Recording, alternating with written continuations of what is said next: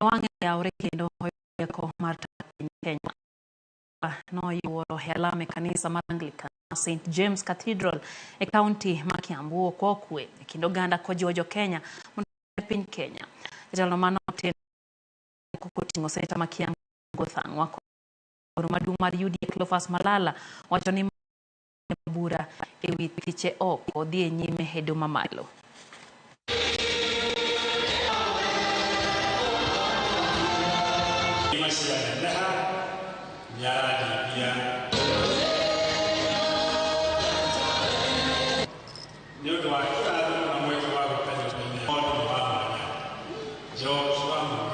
We want to ask the people of Kenya to remain peaceful, and we want to ask the people of Kenya to pray for our president, Dr. William Ruto, to give him wisdom to navigate the challenges affecting the Kenyan people.